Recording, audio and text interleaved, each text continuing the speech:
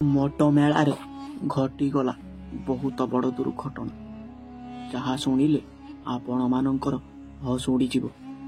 ଇଣ୍ଡିଆର ସବୁଠାରୁ ନାମୀ ଦାମୀ ଡିଜେ ସାର୍ଜନ ଆଣ୍ଡ ୱେଷ୍ଟ ବେଙ୍ଗଲରେ ଡିଜେ ପାୱାର ମଧ୍ୟରେ ଚାଲିଥିଲା କମ୍ପିଟିସନ୍।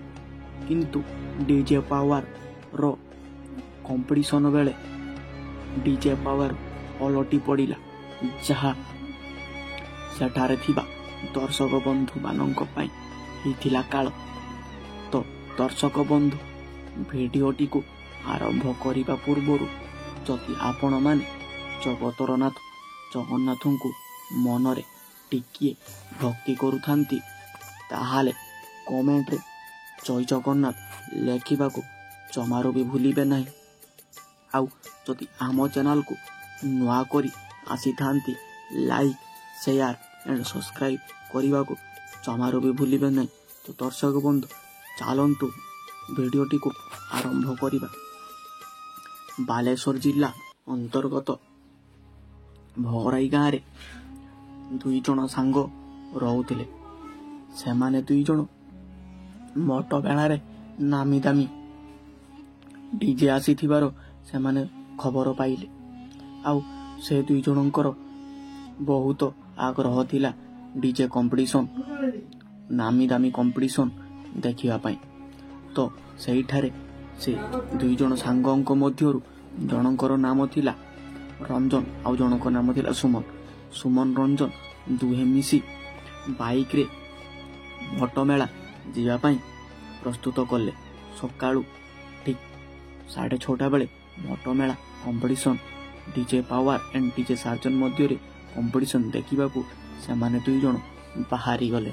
ଆଉ ସେଠାରେ ପହଞ୍ଚିଲା ପରେ ଦୁଇ ନାମୀ ଦାମୀ ଡିଜେ ର ବାନ୍ଧା ବାନ୍ଧି ଚାଲିଥିଲା।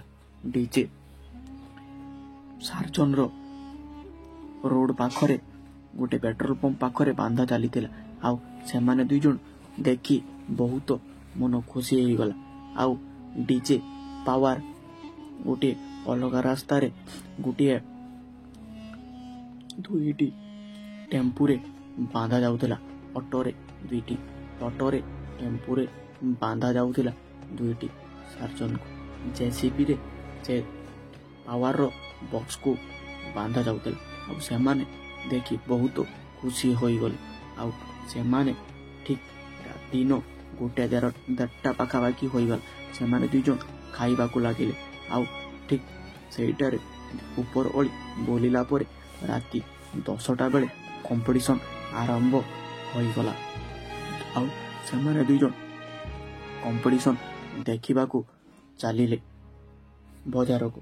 ଯେତେବେଳେ ବଜାରରେ କମ୍ପିଟିସନ୍ ଆରମ୍ଭ ହେଲା DJ Sarjan and DJ Power ମଧ୍ୟରେ, କିନ୍ତୁ ସେଠାରେ ସବୁ ଦର୍ଶକମାନେ ନାଚିବାରେ ଆରମ୍ଭ କରିଦେଲେ। ଏମାନେ ବି ମଧ୍ୟ ନାଚୁଥିଲେ। କିନ୍ତୁ ଠିକ୍ ସେତିକି ବେଳେ DJ Sarjan and DJ Power ମଧ୍ୟରେ କମ୍ପିଟିସନ୍ ଚାଲିଥିଲା ବେଳେ ଡିଜେ ପାୱାରର ବକ୍ସ ସହିତ ଘଟିଗଲା ବହୁତ ବଡ଼ ଦୁର୍ଘଟଣା।